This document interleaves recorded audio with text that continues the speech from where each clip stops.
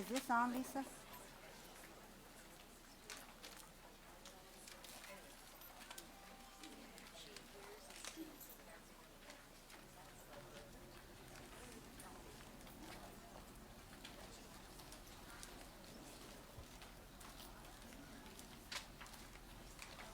Welcome, everyone. So glad you are here tonight for the Opt Out Movement live event at Calvary Chapel, Chino Hills. It's great to have a good turnout when you put on an event. So thank you so much for being here, everyone here present and everyone live on Facebook. We are just so excited to be able to communicate with you all the information that we have stored up here, because it's not a good thing to just keep it to ourselves. We need to share this information with parents and grandparents and citizens. And this is a very important topic. So we have a great program for you tonight. And we're going to provide a lot of information. And we hope that you're going to stay in touch with us so that you will hear about things that we're going to be doing in the future. So, before we get started, we always need to open in prayer and give this up to the Lord. So let's please join me in prayer. Lord, we come before you tonight, Lord, to honor you and praise your holy name. And just thank you for the many blessings that we have in our life, Father, as American citizens, as parents, Lord, as grandparents, as members of this church. And Lord, we are just so grateful for the work that you are doing in California. We all know that sometimes living in California, it's kind of tough sometimes. But Father, nonetheless, you are in the midst of all of this. We will not worry. We will not fret. We're going to give you all our cares, Father, and you're going to carry us through this trial that we are facing right now in California. And Lord, we just ask that you bless our time together. Lord, I ask that you bless each of the speakers tonight, and myself included, Father. And I ask that you bless all who are with us tonight and those who are listening online, Father. And I ask that you prepare their hearts. I pray that they would hear what we have to say and put these tips that we have for them into action, Lord, because it's all about our kids, protecting our kids, Lord. California has gone just so far to the left, if you want to say that, and we're trying to bring it back, Lord, so we can have some good values in our public school system. So, Lord, be blessed by what you hear tonight. In Jesus' name we pray, amen. So welcome, everyone. My name is Gina Gleason. I am with Real Impact, and I am also on staff here at Calvary Chapel, Chino Hills. I work for Pastor Jack Hibbs. And speaking of Jack Hibbs, have you guys been following him on Facebook?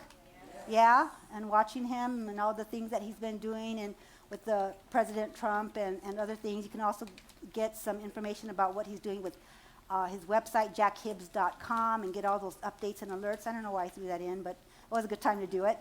But there's a lot going on at this church.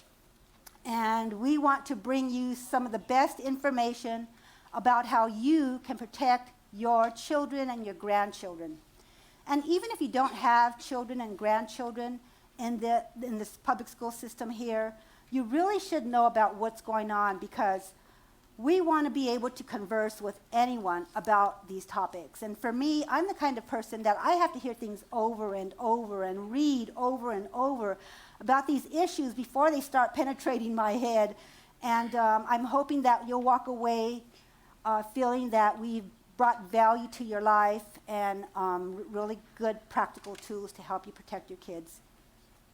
So we're going to have a presentation tonight, but I want to start by giving you some quick announcements. We have some exhibit tables on the side here. Take a look over there. We have a lot of information. Some of the things that we're going to be talking about tonight, we're going to have the handouts at those tables. Also, you're going to see a table set up over there for the CaliforniaSchoolChoice.org organization. They're all about school choice and getting an initiative on the ballot in 2022 to allow you as parents to decide where you are going to put your kids in school with the tax dollars that you are paying. So take a look at what they have to say. I think you'll be blessed, and hopefully you can support them. Also, Capital Resource Institute is going to have some information on the table. And so that's done. And now I want to say something really quickly. We have an election coming up this year. It's election time. We have a primary coming up. You all know that prior years, we used to have our primaries in June. Remember that? Yeah. Well, the laws have changed. We now have our California primary in March 3rd to be specific. So I just want to make sure that you all are registered to vote. You can do that tonight, or you can do it on our website, realimpact.us. But I also want to explain something about what's happening with your voter registration that not a lot of people know about. I want to make sure that you know that if you want to vote for the Republican presidential candidate, Donald Trump, you must be registered as a Republican. You cannot be registered as a decline to state or no party preference. Republicans have made the rules for their political party, and they are allowing only registered Republicans to vote for their presidential candidate. That's one thing. Another thing, the Democrats also have their rules. And they say they are going to allow you to vote for their Democrat candidates. There's numerous candidates. And you can be registered as a decline to state or no party preference. The only thing is that you must request a ballot from the Democrats. So you have to contact the county registrar of whatever county you live in. So there's a big difference. So some people are getting announcements in the mail from the county registrar's office, kind of confusing people, and people are wondering why they're getting these notices and asking them if they want to vote for Democrats or Libertarians, and they don't list Republicans. And there's a reason why that's happening. And we've had several people approach us at the church and ask us about this because their concern was they are registered as Republicans. They weren't registered as declined to state, no party preference, or any other political party. They should not have been receiving those announcements from the county registrar, but nonetheless they did. So when one man showed me the announcement that he got from the registrar, I said, well, we need to check your voter status. So we got online to our website, realimpact.us, where we have a button and you can check your voter status. We have a link to the Secretary of State. And he found out that he was registered as, I think, no party preference. And he says, I've been a Republican my entire life. I don't know how this happened. I said, well, someone changed your party affiliation. The only thing you can do is re-register to vote. So he filled out a voter registration form.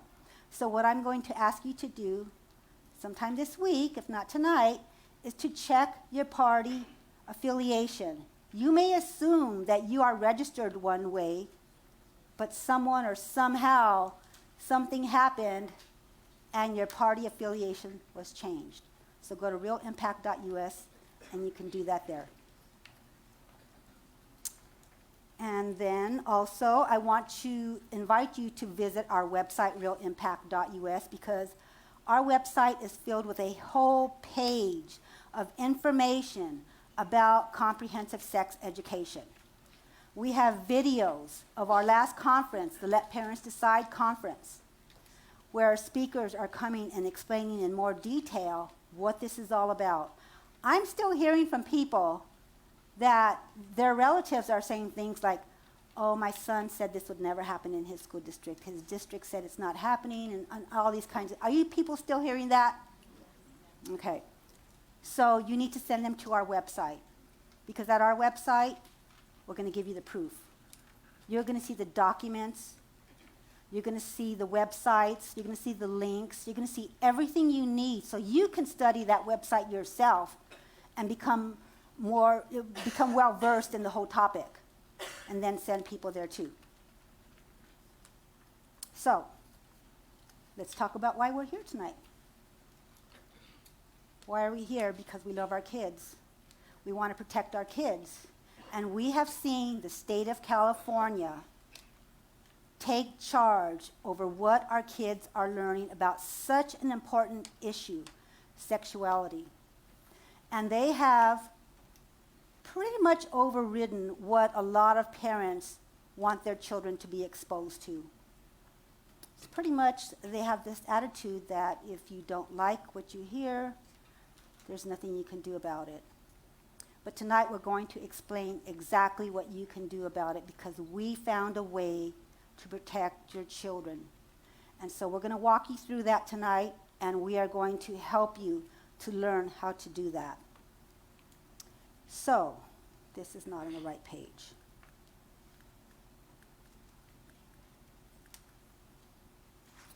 Okay, here we go.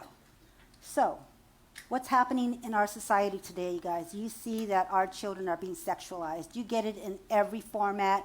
You get it on TV. You get it in movies. You get it in music. Our kids are being sexualized. And our kids are becoming confused about their gender. And there's cases across the country where parents are losing their children because their children are identifying as another gender than their natural born gender. And the state is taking the children away from their parents. It's happening in Ohio. The parents didn't want the daughter to take the transgender drugs, and the state took the daughter. And then again, in another state, the mother didn't know that the county was giving her son hormone blocking therapy. And she had to fight for him. And these are just two instances where this has happened. It's happening all over. I get calls from families. My daughter thinks she's a boy. Sometimes they're kids that come to this church. Parents, you don't understand what's happening. It's in the culture, but it's mostly in the public schools, and that's what we're going to focus on tonight. We want to talk about what's going on in the public schools. So this is what you need to understand about comprehensive sex education, and I'm going to explain in more details about what that actually is, but this is the overview of what's happening. They're saying that your kids should be able to be free from sexual inhibitions, that they should lose their outdated moral constraints, that they should be free to enjoy sexual pleasure, and that they should make up their own minds about when they're ready to have sex. This is information that is coming from the American College of Pediatricians. I've read a lot of their materials, and they're spot on with this. This is what's happening in your classrooms today.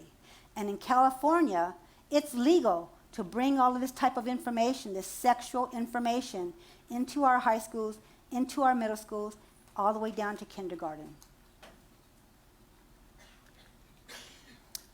So let's talk about how we got here. Shirley Weber, an assembly member down in the San Diego area, this is a picture of Shirley Weber. She's the person that authored this bill, AB 329, the California Healthy Youth Act. And I'm going to talk about what's required in the law. But one of the things I've come across all these months is people not believing what I'm saying. They would say things like, that could never happen in California. How many of you have heard that? That could never happen in California or anywhere, but it's happening. And so one of the things I like to do when I'm out speaking is to give people proof about what I'm talking about. So I'm going to give you proof because I'm going to play in a video clip, 1 minute long, of Shirley Weber introducing AB 329, the California Healthy Youth Act, so you can say for yourself that you heard this legislator introduce this terrible bill.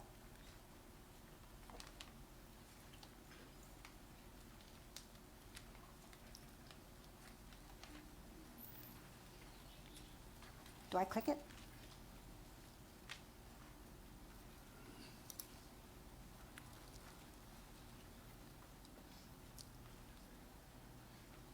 Mr. Chair and members of the committee, I'm pleased to present to you AB 329, which is the California Healthy Youth Act. Comprehensive sexual health and HIV prevention education has been shown to be effective in both delaying sexual activity and increasing condom and contraceptive use among youth who are already sexually active. LGBT inclusive education has also been shown to have a positive effect on school climate overall and make LGBT youth feel safer in schools. Research also shows that health education can improve students' academic outcomes, including areas of reading and math. Nothing like sex ed to improve your reading and math, right? So I didn't buy it. Most parents didn't buy it. Because let me talk to you a little bit about what the California Healthy Youth Act entails. I'm not going to go through the whole bill. It's a few pages long, but there's just some things I want to point out because you should know about this. But you can get more details on our website. So it requires that our children in grades 7th through 12th get comprehensive sex education. In the younger grades, 6th grade and younger, it's optional. So the school district can decide if it wants to allow the younger grades to have comprehensive sex education. I don't know how many school districts are doing it at this point, but believe me, they are doing it. And you don't want your kindergarten, your 1st, 2nd, 3rd, 4th, 5th, 6th grader learning any of this. Also, the law requires that it's affirmatively recognizing different sexual orientations and same-sex relationships. That's what's different from the sex education that I got when I was in elementary school. When I was in elementary school, I kind of got, biology, right? Here's the uterus, here's the fallopian tubes, you get body odor, and these, all these kinds of things. It's nothing like that today. And I know, we know, because we have been reading all of the curriculum and the extra resources that go along with this. It's dangerous. And that they're also supposed to teach pupils about gender, gender expression, gender identity, and explore the harm of negative gender stereotypes. What is gender expression? I'm expressing my gender right now as a female. But there are some females who express their gender as a male. They teach that in the school now. That's why nowadays you see more and more boys are dressing like girls and girls are dressing like boys. They're learning it in the classroom. And then they're going to talk about the harm of negative gender stereotypes. Who has a negative gender stereotype of people having sex outside of marriage, or that men and women were created in the image of God, and that they're male and female because God created them? It's Christians. Christians don't want their children becoming the opposite gender through dress and expression. So we all have the negative gender stereotypes according to the state law. They don't name us, but you know what they mean. And that, this is very important, school districts can contract with outside speakers, meaning they can bring in Planned Parenthood or any other organization that they feel is going to adequately describe sex education in the context of this law to their students. It could be a gay activist organization. I doubt that it would ever be a Christian organization. But I think in Los Angeles County, there was an article out that Planned Parenthood is going to be in 50 of their schools. We don't have that happening here right now in Chino Valley, but it is out there. So I really want to talk to you about the whole attitude, the thinking from the state and the California legislature, because it's really, really important. No matter what you may hear or what you may see, you need to know that the state of California is forcing this sex education upon your children. And the materials that they're promoting, the state, California Department of Education, there's evidence for you to take a look at what they want for your children. There is a website. You see that white picture? And you see the red arrow. I've highlighted that little red box there. That little red box is a list of books that you can see in the bigger text. And I forgot my books. They're on the table there somewhere. Lisa, can you please get me my books? There you go. So the state of California put this list of books on their website and recommended these books to schools, to parents. And after parents started protesting because they started reading what was in the books, the State Department of Ed kind of pulled those recommendations. But what you need to remember through all of our presentations is that the classroom teacher can bring any of these materials into the classroom, whether or not they're approved by the state, as long as the teacher believes they comply with state law. So even though the state has removed this list, they can still be brought into the classroom. And I want to read just a couple of excerpts from this one book here, highlighted in blue. You can see it, the first one there. It's called What's Happening to My Body? Book for Boys. And I'm going to read to you word for word from page 187. Is it weird for a boy to masturbate with other boys? Some boys learn about masturbation from other boys. Some boys even experiment by masturbating together. Boys who do this often worry about whether this is weird. Sometimes they think this means that they're homosexual.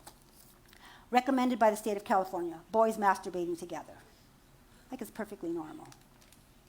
It's not perfectly normal. The state of California has no right. It's indecent to propose that teachers bring these books into the classroom. And there's more. Here's another book. The one highlighted there in blue at the bottom. Sex, All You Need to Know, Sexuality Guide to Get You Through Your Teens and 20s. Nice, big, thick book here. And I'm not even going to attempt to read the pornographic filth that is in this book. You want to learn about odd sex acts? Read this book. And I doubt that there's any parent listening or in this room that would want their children to read this book that has been recommended at one point by the state of California. I'm just going to read a couple of topics from the table of contents that are in this book here. How about kinky sex? How about role play? How about bondage and restraint? How about body fluid and blood play, whatever that is? I didn't even want to read it. How about sex toys? State of California recommending this for your children.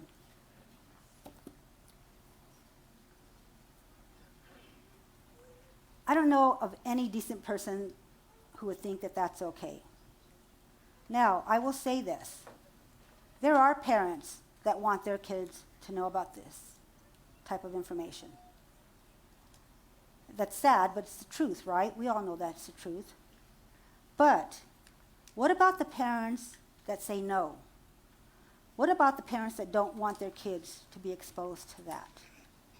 I think that if a parent wants to sit down and read this book or buy this book for their child, then they should be allowed to. It's a free country.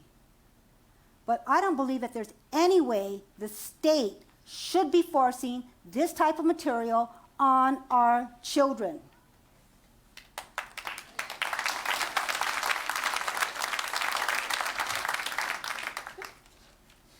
So, do you see where the state's coming from? So let's talk about some of the websites that, some of the curricula that's out there. They have links to websites. Some of the curricula that's out there have a link to what's called, this website called scarletteen.org. And I am going to encourage every single one of you to go to scarletteen.org. Take a look at the spelling. They kind of put the words together.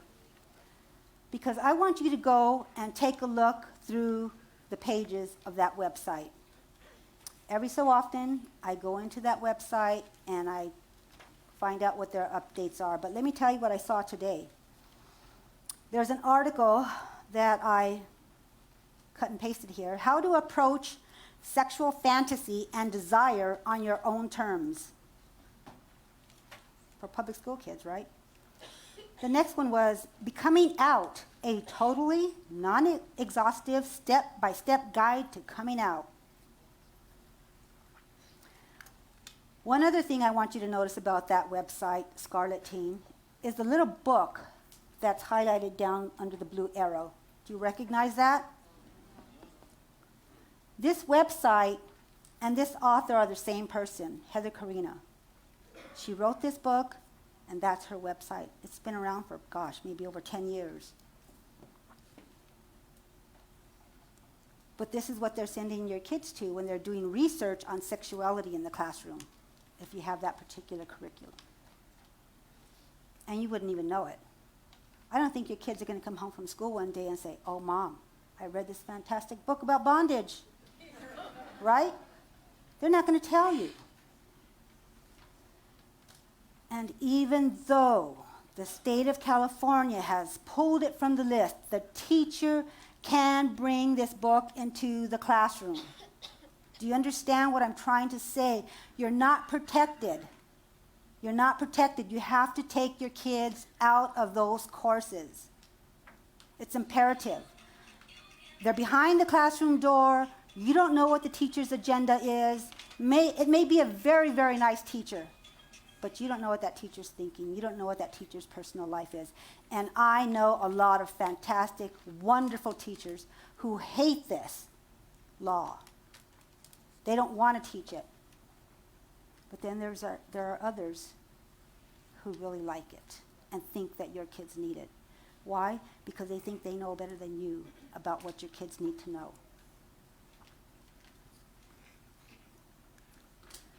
So here's one for the little kids. How about that? This is called It's Perfectly Normal. And is it for 10 years old and up, I think? And so this is just part of it. You don't even want to read what it says in the book. But this book is in some public libraries, school libraries. Teachers bring it into the classroom. And this is just a few pictures of what's in this little cartoon book. So, I don't have much time with you, so I want to get to the point. Why do we have this law in California today?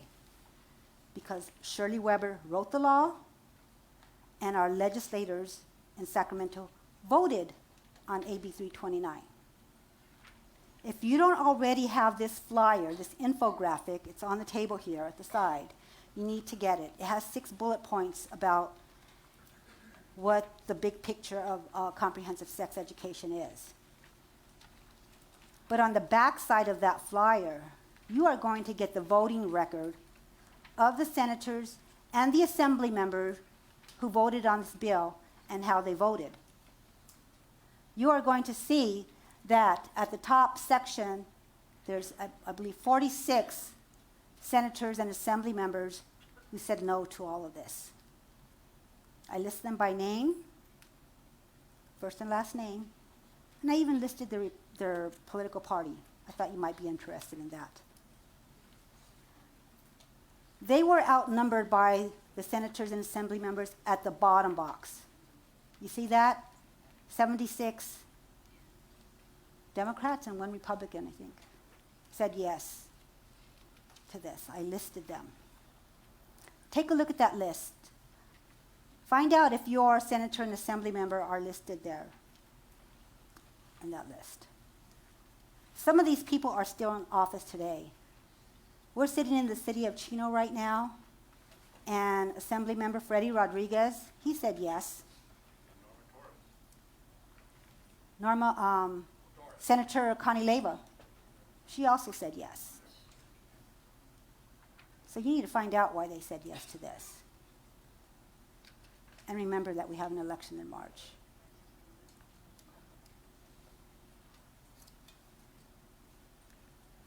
So, I'm finishing up here. What I want to say is that they're not going away. Shirley Weber right here is another picture of her. She's not terming out until I think 2022. She's still there. She can still do damage. Connie Leyva's still there for a while, Freddie Rodriguez. You need to be voting for people who share your values. You need to find out what their values are. You need to stand up for your values. You need to protect your kids and your neighbors' kids. We need to protect one another because the state of California is not family friendly. This state of California does not believe or think like we do. The state of California Department of Education and the 77 legislators that said yes to this. Do not think like we think. So you need to take action. You need to stay connected with us to find out what our next steps are. So, before I forget, I didn't mention this. I wanted to mention this because it's very important. There is a flyer, action alert, on the side table. It's for a bill that is currently in the process through the California State Legislature. It's SB 673, written by Senator Mike Morrell. This is a good bill. This is one that we like. We are going to ask you to call your state senator, if he or she is listed on this flyer, and call them because there's going to be a vote next Wednesday on this bill. And if your legislators are listed here, they'll be voting. We need you to call and say, we want you to vote yes on SB 673. Please get that flyer. You can get it also on our website. But if you all are not speaking up, it does no good. It's just like if I kept all that information inside my head. I gave you the information. Now you need to do something with it. And hopefully, after you hear from John McGowan and Karen England, you're going to be equipped to really make a difference in the state of California. So thank you very much.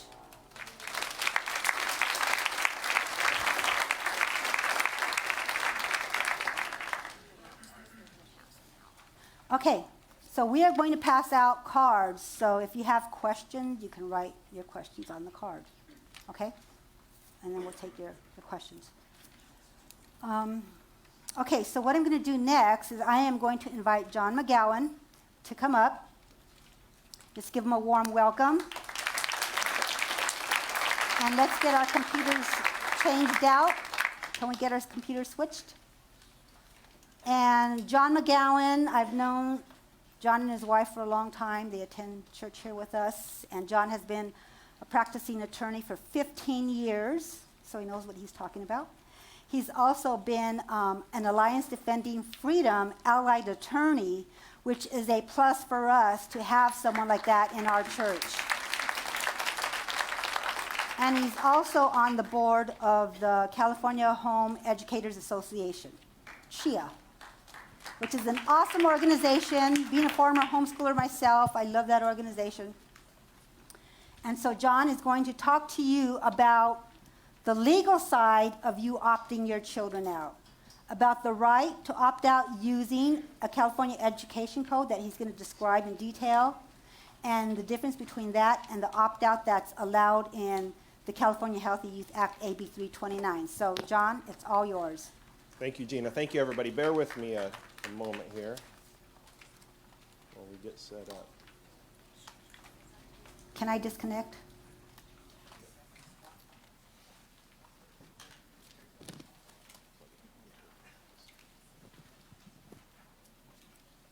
Gina, you can keep your books. No, definitely not. Yeah, absolutely not.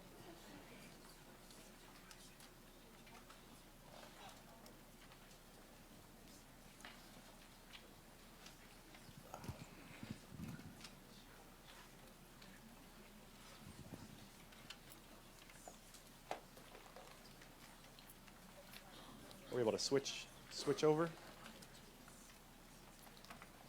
There we go. Great. Well, thank you, everybody. Thank you, Gina, for that introduction and the warm welcome.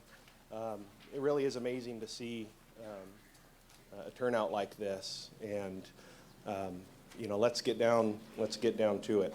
What's at stake? Let's start there. What's at stake? I know that there are a lot of public school families here, obviously. I know that there are homeschool families here. I know that there are families who take advantage of charter school. Just the numbers. The numbers are overwhelmingly, obviously, it's not going to be a surprise to anybody, that an overwhelming majority of students in California attend traditional public school. And the numbers are 90, 93, 94% of students attend a traditional public school. If you're here and you are a public school family, obviously thank you for being here. If you're here and you're parents or family members of homeschoolers or charter school or private school, thank you also for being here. There is no way, the point of putting this up and what I'm getting at with these numbers is, I'm an advocate for parents to have a choice in their education for their kids. I'm an advocate for parents to have options for homeschool and to be able to consider private schools. But you cannot successfully fight what is happening in California, in the culture, not just California, but in the United States in general, and ignore the 93+% of kids, of children that are being indoctrinated in the public schools. So we need all the advocates that we can get. We need to understand that in order to successfully engage and to do battle in the public square and in the culture, we cannot retreat. We cannot retreat from that. So if you're here and you're not necessarily directly related to somebody in the public schools, but you're here anyways because you want to be an advocate and you want to get involved, specifically, I want to thank you for being here. When I saw this, I just wanted to put this up. I saw this verse this week, and I thought that it made sense and was relatable to what we're talking about here. And this is Jeremiah 29:7, and it's talking to the Jewish people who were in exile. And we might feel a little bit like we're in exile in California. I bet if I asked you guys to raise hands and tell me how many of you have family members who've left California for other states, I bet a lot of hands would go up. Actually, let's see your hands. If you have family members that have left California, let me see. I'm raising my hand too because I have family in Idaho and they keep asking when we're coming, and we're not coming. But so it sometimes feels like we are in exile, but we're here for a reason, okay? We're here for a reason. We're called to be here. We're Californians for a reason, okay? And what we're called to do while we're here is seek the welfare of the city where God has us in exile, okay? Pray to God for the welfare of your city, for your state, for your government, because it's a biblical truth. If your government, if your state, if your place where you live, if your society is well, you'll be well too, okay? So we are called to fight. We are called to this fight, and it's a righteous fight. So thank you for being here. So let's get down to the law, okay? So I did want to address one thing before we get into what the Healthy Youth Act says. I know that we have some church leaders either here or watching, maybe some pastors. Obviously, we're here at this church. We know that this church gets involved. We're having this event here. But I just wanted to encourage for a moment before we got into the parental opt-out and what the law says. If you are a church leader, if you are a pastor at a different church, you're watching this, you absolutely have the right to have events like this. It's very clear that churches, and especially pastors in their individual capacity, have the right to lobby for or against legislation. They have the right to encourage their members from the pulpit to support or oppose legislation. There's no question you have that right, okay? You have the right to discuss positions of political candidates on different issues. It's called issue advocacy. There's no problem. There's no problem setting up a table or a booth and registering voters as long as you're not saying, what party are you? No, go away. I'm not going to register you. And nonpartisan voter guides. If you issue, as a church, you can issue voter guides. You can, as long as they are issue or partisan neutral, okay? One thing that sometimes churches are worried about, and this goes back to the 50s, is what's called the Johnson Amendment, okay? So churches are worried that they're going to lose their tax-exempt status because of this amendment that was added on to the 501c3 statutes, and it was proposed by then Senator Johnson because he was worried he's going to run for president or run for Senate again, and churches weren't going to like him. So he said, let's put this on here. You can't endorse or oppose specific candidates. So that's what a lot of times churches think that, they're not able to engage because they don't want to risk sounding like they're endorsing one party over another or one candidate over another. You have to know, I want you to listen, if you're a pastor or a church leader and you're listening to this, I want you to listen carefully to the next thing that I'm going to say. In 60 years since that bill has been a law, since that's been a law, there has never been a situation where a church has lost its tax-exempt status or was even fined or punished for a sermon that a pastor said from the pulpit, okay? So there is no history of a pastor getting in trouble with the IRS because of a sermon from the pulpit. You have the right to do it. On top of that, President Trump recently has issued an executive order that essentially, muzzled any potential use of the Johnson Amendment against churches, okay?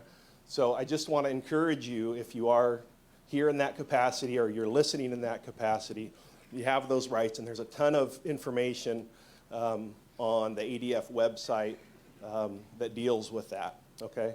So moving on. Now I want to talk to you parents for what we're really here about, okay? Let's get down to the nitty-gritty. So what does the law say you, as parents, have the right to do or not the right to do? Where are your rights right now in California, in the United States, as a parent of a public school student, okay? So number one, the courts. Let's talk about the courts first, okay? The courts, the Ninth Circuit, that's us. Current case law in the Ninth Circuit says that if you send your kids to public school, you can choose not to. You have a fundamental right to choose not to send your kids to public school. Of course, that fundamental right only exists if you can afford to send them to private school or if you can afford to manage for a parent to stay home and homeschool. But the court says that if you have a child in public school, there is no fundamental right of the parent to be the exclusive provider of information regarding sexual matters to their children. There is no fundamental right of the parent to be the exclusive provider of information regarding sexual matters to their children. Now, we know that we do have a fundamental right to protect our children given to us by God. The Ninth Circuit apparently doesn't know that. Now, they threw us a bone, and they went on in that case to say, now this doesn't mean that you can't influence change with the legislature, with the school boards, through all lawful means generally available to citizens of this nation. So you do, of course, have the ability to engage, to lobby, to show up at school board meetings, to call your legislators.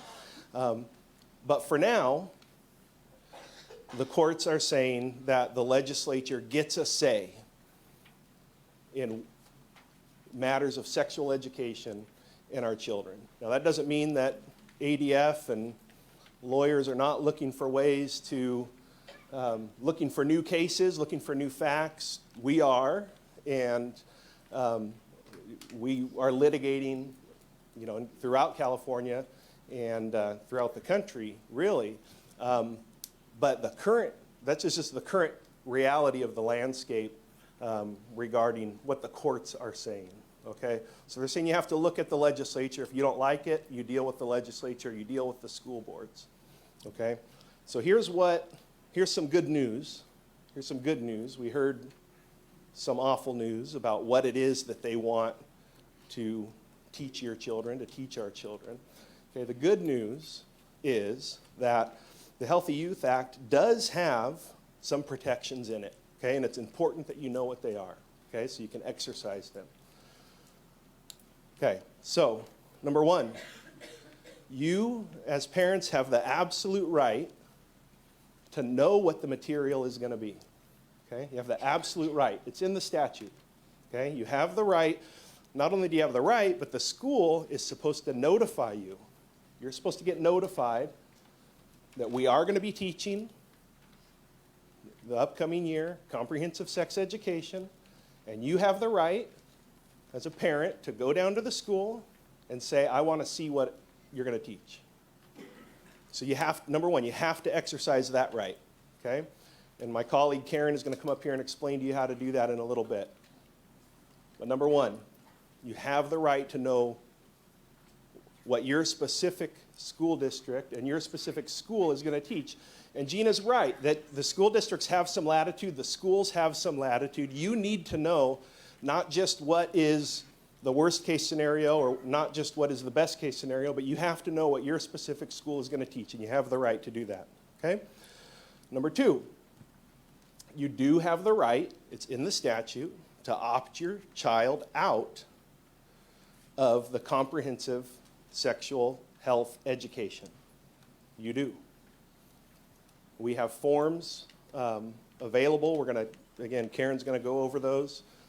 They're on the Real Impact website as well that you can use to do that. So you do. You have the right to opt your child out, okay? Now, here's the reality of how school districts right now are seeing that opt-out, okay? It is in the law, okay? Most of the school districts are interpreting that to mean that you have the right to opt your child out of the instruction as long as it relates to basically the act of sex, okay? So if there is a lesson going on where the teacher is merely talking about how many genders there are now or why it's okay for you to identify as whatever it is you want to identify, most of the school districts right now that are getting challenges and having pushback are turning around and calling the ACLU to ask the ACLU what they should do. Okay? So it's no surprise that they're coming back with memos like this. This memo is from Orange County Department of Education. Okay, and it's a long memo, but this is the summary. Okay, I'm just going to read it. So basically, the bottom line, according to Orange County, is, in short, Education Code 51-938, that's the opt-out provision in the Healthy Youth Act, allows a parent or guardian to excuse their child from all or part of comprehensive sexual health education and HIV education. Okay, good, great, sounds good. However, Education Code 51-932B states that Section 51-938 does not apply to instruction, materials, or programming that discusses gender, gender identity, gender expression, sexual orientation, discrimination, harassment, bullying, intimidation, relationships, or family, and does not discuss human reproductive organs and their functions. So they're saying if you're talking about those things, gender expression, sexual orientation, gender identity, and at the same time you're talking about human reproductive organs and their functions, then yeah, okay, you can opt it out. But if it's merely talking about things like gender expression, gender identity, sexual orientation, then no opt-out, okay? So not all districts are the same. They're scrambling too. I mean, if you have done any type of, even a Google search about what's going on, you're going to find a lot of articles. You're going to find different districts doing different things. The problem is that like Gina said, this, the state has basically partnered with Planned Parenthood and the ACLU. So Planned Parenthood is basically the teaching arm of comprehensive sex education. They're coming into the classrooms. They are developing material for the teachers to use. And the ACLU is basically become the general counsel for many of these districts when it comes to the opt-out and parental rights.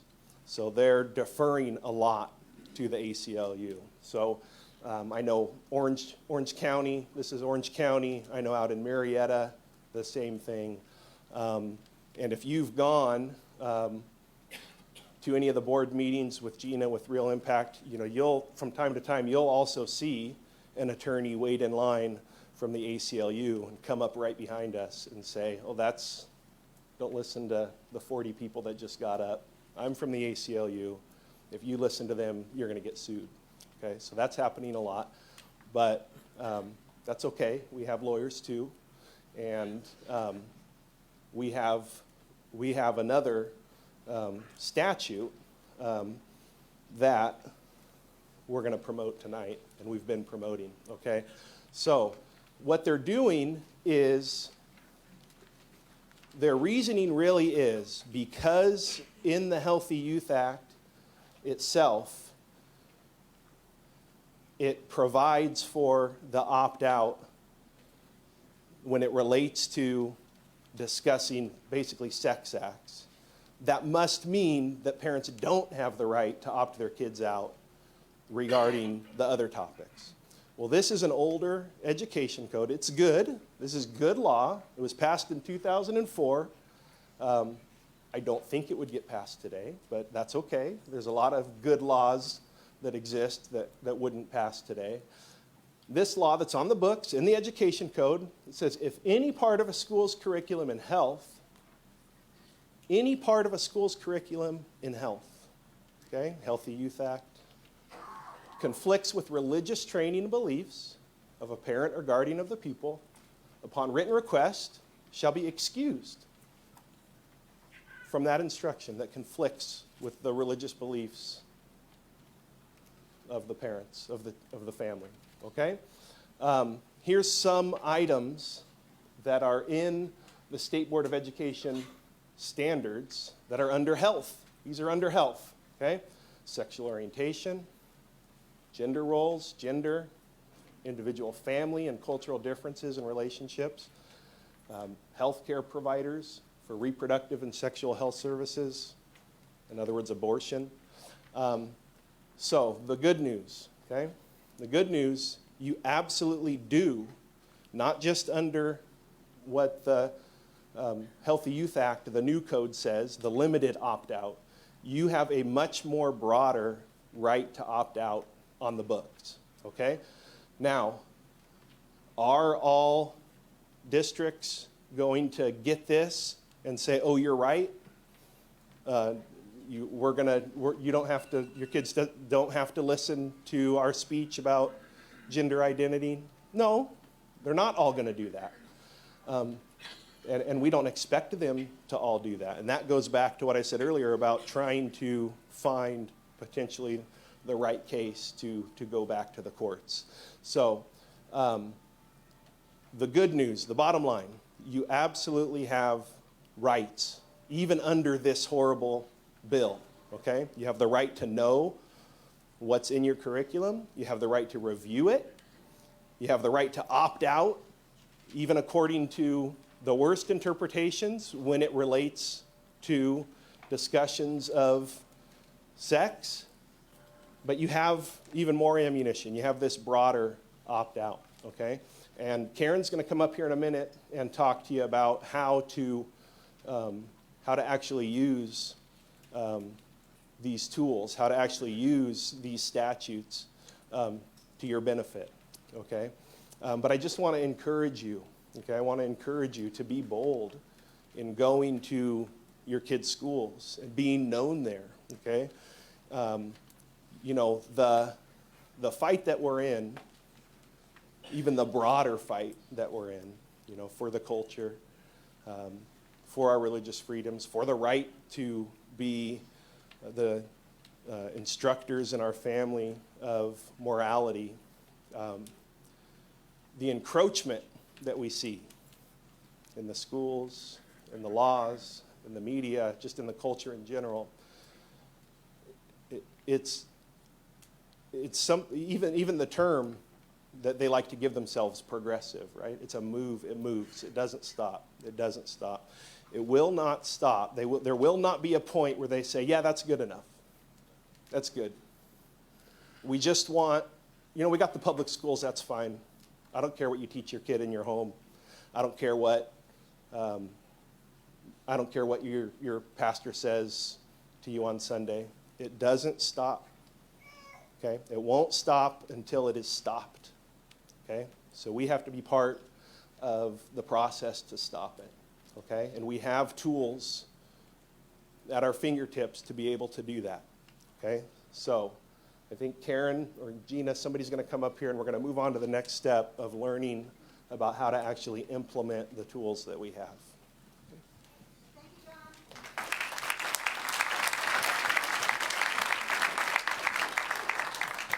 Thank you so much. So you understand, there's an opt-out from AB 329, and there's an opt-out from Ed Code 51240. That's why we're here. We have this Ed Code that you're going to be able to use because you have religious objections to what's being taught in the schools. So what we're going to do now is I'm going to invite Karen England, the Executive Director of Capital Resource Institute, to come up and talk to you about how you're going to use this opt-out and talk to you about what would happen should the school district decide they don't want to accept your opt-out. So she has some great information for you. Karen England has been the director of Capital Resource Institute for 20 years, and she got her start as a mom, attending school board meetings, fighting what was going on in the district regarding abstinence, whether or not it was going to be taught. And so she got started just like you all, just getting information, standing up and speaking up. And she is one of the best resources that we all have in California when it comes to what's happening in our California public schools. So please give her a warm welcome, my friend Karen England.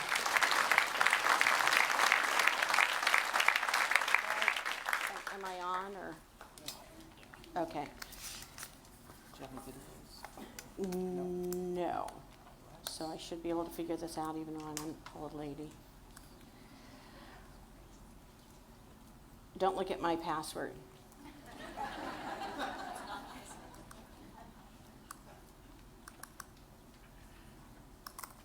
Okay, hang on. Here we go. Let me just go up here. Slideshow, play from start. Now, there we go. Okay. First, let me say how awesome it is to see all of you out here. I was concerned when we said we were going to do it live online that people would just stay home and watch from there. And so kudos to you guys for coming out and wanting to protect your kids. No one is going to assert your parental rights except you. Nobody can. So if you're not going to the schools and protecting your children and grandchildren, no one's going to do it for you. God gave those kids to you, and you need to assert your parental rights. And so we really want to encourage you to join what we're calling the opt-out movement. You know, when our kids were in school, we opted them out of sex ed, and there were only 2 kids that were opted out. And I remember sitting at a baseball game with our sons. Our son was playing and then we were in the stands, and one of the moms said, "Really, you opted Josh out?" I wanted to, but I was afraid our son would be alone.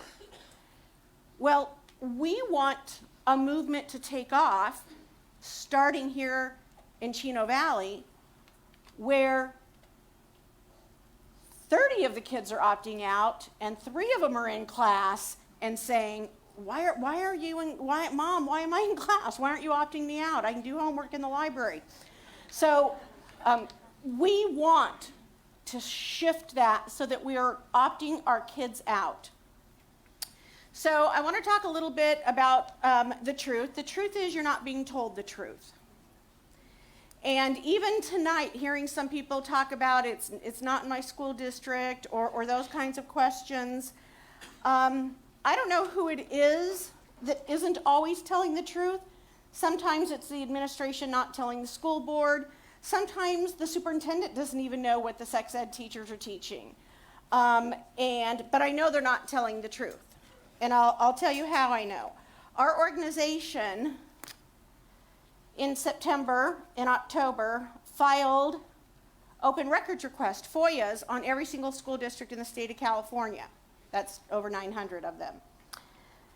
Asking them for documentation on their curriculum. Now, while they have not all responded and we're still working to get information, not one school district that has responded is not teaching comprehensive sex ed. And it's happening, and like Gina was talking about the book, it's not just that they can bring in those resources in Scarlettine, but they are bringing in those resources. And our office gets calls every week from a concerned parent over something that has been shown in the classroom that wasn't supposed to be. So I want, again, to encourage you to be proactive. You should go home tonight, and Gina has Real Impact has the opt-out form with instructions over at the table, as well as on the website, and then on letparentsdecide.org.com website, where you can download it. And there's also a legal memo there from ADF. But what I would like for every parent, grandparent in here to do, whether your child's in kindergarten or 8th grade, 12th grade, to get that form, to fill it out, and we're going to talk about it, and turn it into the school. No matter what grade, every child, every grade, they need to be on notice. You can't do anything once they've been exposed to this. Once a child's mind has been exposed to some of these graphic things, that's too late.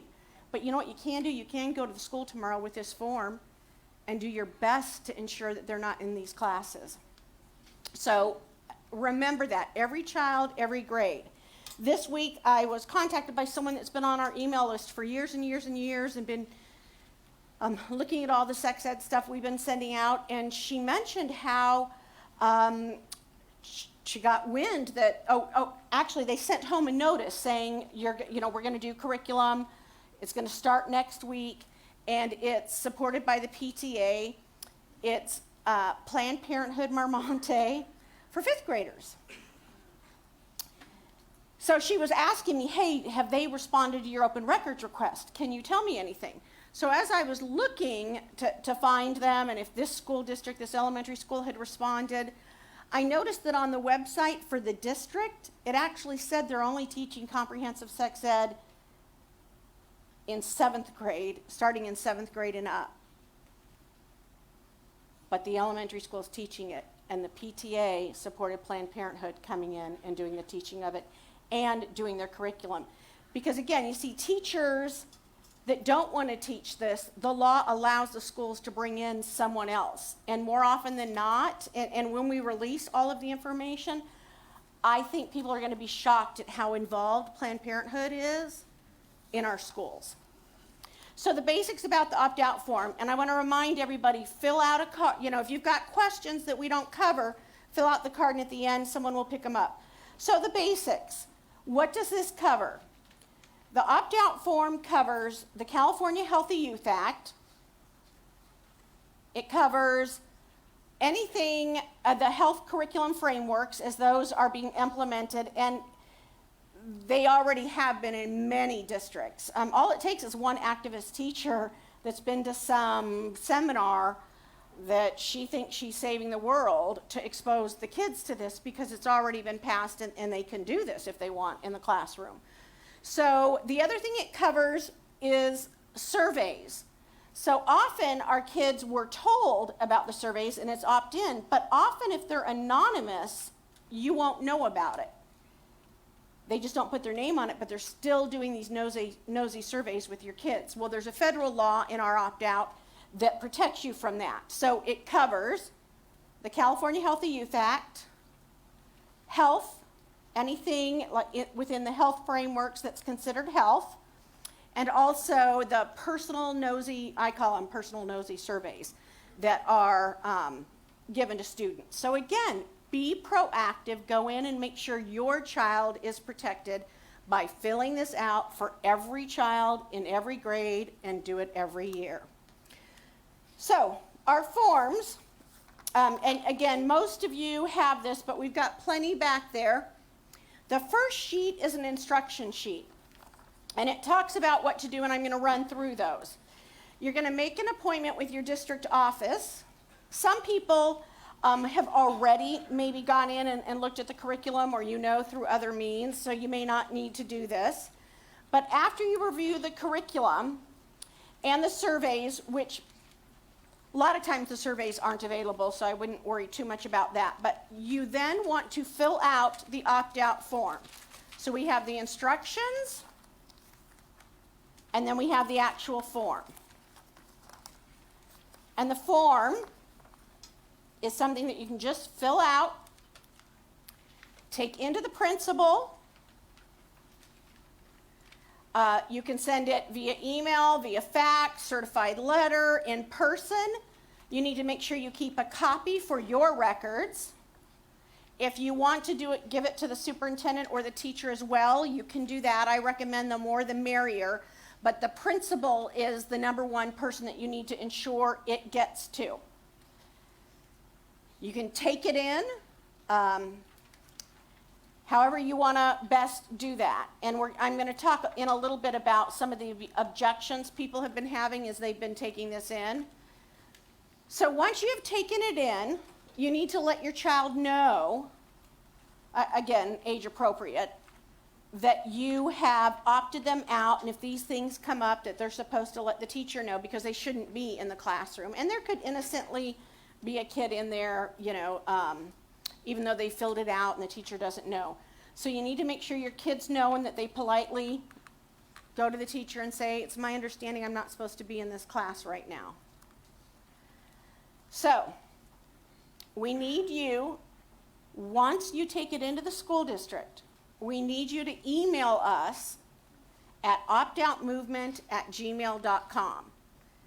And we want your name, the school district, because we are tracking where the opt-out forms are going. And we are also tracking the date it was turned in at a specific school district. We will then know if one school district in 2 months from now just violates a bunch of parental rights by having the curriculum taught. And we want to make sure that we have the best set of facts possible if a school is going to violate state law. And so we are trying to do our best to make sure we are documenting everything along the way.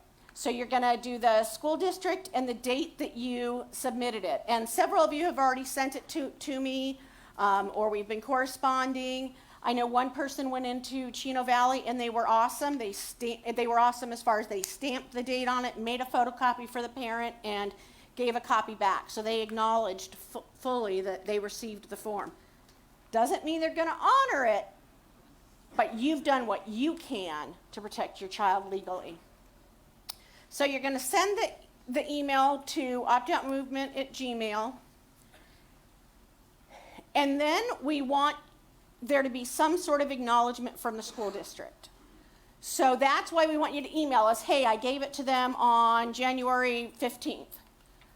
Okay, a week later, have you gotten an acknowledgement? Because on the form it says, please confirm in writing that you have received this notification and inform me of the procedures the school will use to ensure my child is excused from receiving health instruction that conflicts with our religious beliefs. So we want acknowledgement back from the school. Doesn't mean they're going to honor it, but acknowledgement that they received it. And we want to walk you through that. So if in a week, let's say you took it in a week they haven't responded, we'll coach you through, if you email the optout@gmail.com, what to do next, and give them some time, because again, they've got a lot of kids and a lot of things going on. But we want to go through the process and get an acknowledgement back. And if we're having trouble, that's when we will bring John in. And I wouldn't want to go up against ADF, even if I were the ACLU, because they have a better record. So acknowledgement is key, that they acknowledge they received it. Otherwise, they can go, oh, I lost it. Oh, who knows what's going to happen with it. So we've already been getting some obstacles and objections, surprise, surprise, from some of these school districts. And so I'm going to cover a couple of them that are most commonly happening, and one just I was notified of today. I'm not even looking at my notes, so let me make sure I'm covering everything. So we're hearing a lot about parents are sending this opt-out form in, and the district is saying, yeah, but it's not on our form. It's not the form we sent home that you opt in. So don't be surprised if you get that. Remain calm and call me, I'll get fired up. And we will reiterate the law, because the law specifically says upon written request of the parent or guardian, the student shall be excused. Forgive me, John, but it doesn't take a lawyer to understand that one sentence. And so the school shouldn't have any trouble understanding that you are giving them written request, and your child shall not be in that class. And so it's really important that, again, this is why communicating with us through the optout@gmail.com is important, so we know what's going on, we know, when to talk to John, how to answer your questions, that kind of thing. But that's how we're handling that one, because they're often saying that. The other one, actually I'm going to go back to if I knew how to work a computer, I could go back. The other one we're also getting is, and in the training, and Planned Parenthood and some other progressive groups are doing the sex ed training with our teachers. Well, in the training this last year, they were telling the teachers that a form letter won't work, that it can't be a form letter like our opt-out form, and that it has to be handwritten. Okay, that isn't what the law says. We all just read the law. That is not what the law said. So they're also telling you have to handwrite it. And there was a gentleman, he might be in the audience today, he's apparently got very fired up, and he just fought with the school and then hand wrote every single word of our opt-out. You don't need to do that. The other objection, and I've gotten this a lot, I've gotten this actually in response to some of my public records requests. We aren't teaching sex ed, so we won't accept the form, or we aren't covered by the California Healthy Youth Act, so we don't need to reply to your FOIA request, or we don't need to honor your form. And we had a school do that was elementary school. Every grade, every child. Because I can tell you from my FOIAs that they are teaching it in 5th grade. They may call it puberty, or they may call it something else, but in the open records, they are doing it to comply with the California Healthy Youth Act. And if that is the case, there are certain mandates they must cover, even if it's with a 5th grader. And so the only way to make sure is to fill out this form and to take it in for every child, every grade. Again, the health frameworks are kindergarten through 12th grade. This covers the health frameworks. They're giving the surveys earlier and earlier. Again, you hear it all the time. I think after the last conference at Calvary Chapel, Chino Hills, I had an English teacher come up to me, and she was really conflicted. She was a believer, and she said, they're making us hand out the survey in English class now. the California Healthy Kids Survey. So it's not, you need to make sure your child is protected. And again, the surveys, and then they're telling you it's puberty, but when you look at it, it's Planned Parenthood, sex ed.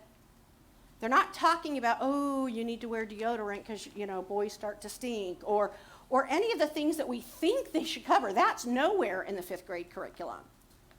It's all of the stuff Gina was talking about. So, I hope you understand you've got to be proactive. This is happening. You can talk to me, email me. There's not a school district I have found that is not doing it. Plus, it's the law. And I'm finding it's much more aggressive, and they're using a lot more of their own resources in the classroom because they can. So I want to encourage you very much to join the movement.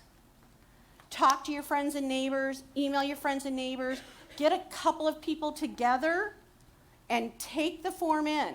There's strength in numbers. We can do this. It may be 3 kids in one school, 10 in another. You know, in Rockland, when some stuff was going on, they literally, the newspaper reported it wrong, but they had 1,000 parents gather together. Chino Valley should be able to get 1,000 parents opting their kids out of this stuff. There is no reason. If Pastor Jack's watching, this is a challenge I'm throwing down. We need to have 1,000 people in Chino Valley Unified School District that have taken this opt-out form in. And let this school district know that these kids belong to us, not you, and we are going to assert our parental rights. So with that, I'm going to I'm allowing Gina to come up. I'm not the boss of her.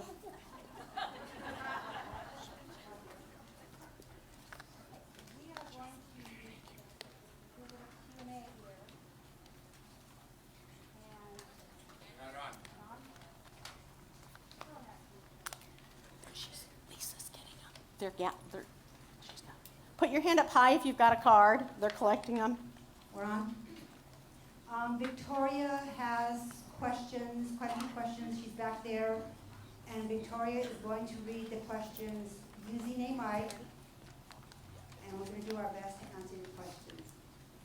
All right, the first question says, does this form have to be filled out every year, or will this form be valid every year? Absolutely every year. Every child needs his or her own form every year. I would just add that if you also already filled out the form the school gave you or another form, I would encourage you to double down making sure this form is turned in. Because this form, we've gotten a legal opinion on and all sorts of stuff. So make sure, even if you filled out a form, that you go back and fill out this form. All right, the next question I have says, even if parents opt their children out of the classroom, their friends are going to talk about what they learned and saw to their friends during lunchtime, in the playground, quad, bus, or while walking home. How do you deal with that? And then there's a quote that says, my friend told me this and drew this strange, weird, gross picture on his folder. What's that about their learning while I'm in the library room, Mom? Okay, we probably all have thoughts on that. Like I said, our kids are being sexualized. It's not just in the classroom, it's the overall culture. But at the same time, there are kids who are taking drugs in school who are your friends of your children. I mean, you just don't let the children in that circle just because their friends are doing it. Another thing is, it is your responsibility and your right to protect your children. You do not want the state to get a hold of your children in this classroom. We all know that there's playground talk, right? We all went through that. We know what that's like. But what we're talking about, comprehensive sex ed in the classroom, educating your children with authority about sexual issues, that's not right. Yeah, I think that's what Gina said is the bottom line, is that yes, that could be damaging, and that's a reality that we as parents have to deal with and monitor the best that we can, who our kids are friends with and interacting with. But I think the point that Gina made is that there's a difference between a teacher, an adult, getting up and teaching curriculum with authority and not to discount to say that that doesn't matter, but I think safeguarding yourself from the cloak of authority is important. Just ditto. All right. The next question says, when it comes to complying with the law, how much freedom does a school district have? If a school district does not teach this curriculum, will it be punished in some ways? Our school district has been telling us that they are not going to adopt this curriculum. So they are going to, they may adopt, districts may adopt different types of curriculum in order to comply with the Healthy Youth Act. They may not all use the exact same curriculum, but they are going to be required to comply with the act. There is not going to be a district, I mean, I guess there could be a rogue district who doesn't, but we heard that there's not rogue districts that are not complying. Yeah, I want to say whoever wrote that question to see me after, and we'll talk about what that district is, but those of you that have been at Chino in paying attention at Calvary Chapel, when Gina last year went to school board members, and she was being told, and the school board members were being told, we're not teaching it, or here's what we're teaching, and they gave an addition of Positive Prevention Plus. What we found out later through the public records, the curriculum wasn't objectionable because they gave an old copy. But in the open records, we found out that they were downloading and updating the curriculum to be compliant with the California Healthy Youth Act. So even the school board didn't know. I'm not so sure the superintendent knew that was going on in the classroom. So they have to abide by the law, and they are. I have yet to see a school district that isn't. I'm shocked at how early, kind of deep and wide, it's going for 5th grade and under. So see me after, whoever that is, and we can talk about what your school district is and what I know or don't know about it. All right, the next question says, what are the rights of the teachers who disagree but are expected to teach this? Yeah, that's a hard question. I have to be honest, I don't know if you guys have talked to any. I know you have talked to the teachers about that. You know, if you're if you're here and you are certainly if you're a health teacher, if you are somebody who's being confronted with a scenario where you object to having to teach this, you know, come and see me after, and I would like to hear about that situation. I mean, certainly you can request not to have to teach it. You know,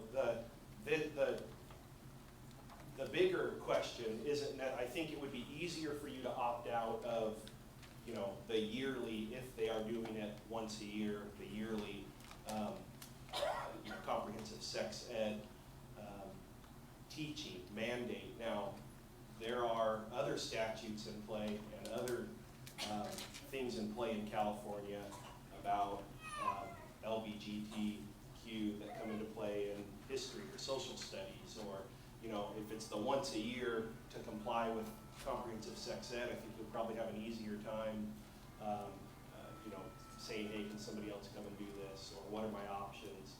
You know, certainly I would not discourage you, I would encourage you to voice your objections and go to your administration and, you know, see what alternatives are available. And if you're somebody who specifically is facing that, you know, come and talk to me, and you know, I'd like to see what your specific facts are. And I also have something to say about that. I've been asked several times, many, many times, by teachers who do not want to teach this course, so what should they do? And so we've talked about it, but one thing I do say, and this is my own opinion, and I think everyone has to decide for him or herself, is if you are a Christian teacher who is asked to teach this course, I would ask you to teach it. And the reason is that I would rather have a Christian teacher who doesn't want to bring this material that I just described into the classroom, teaching the minimum of what is actually required in the course, instead of having a teacher who is a full-on big supporter, radical type of agenda and wanting to sexualize our kids. I think that would be best for the students. It would probably be very difficult to teach, but at least that Christian teacher can decide to keep that bad stuff out. So that's up to every teacher. One more question. What is the background or qualifications of the teachers that are teaching this stuff? Support Planned Parenthood. No, they don't have to be credentialed teachers. The law, when it was written, the California Healthy Youth Act, prior to that it did, but they then allow community resources and community people to come in. And one of the things our public records did, both here in Chino and all over the district, is we found out and have lists of the teachers that have attended the training and then the community members that have attended the training. But more often than not, I'm finding there's contracts with Planned Parenthood or other, especially down in Orange County and San Bernardino, some of the LGBT centers, where there are contracts and they're coming in and they are teaching a lot of the lessons, if not all of the lessons. So it can be a health teacher. Often it's not. It's someone that has been to the training that's pro all of this stuff. Okay, everyone, it's getting late, so thank you very much for being here tonight. I want to remind you to stop at our tables to get some information about all of this. Sign up for our email updates at realimpact.us and visit Karen's material also at the table. So thank you very much. God bless you. Good night.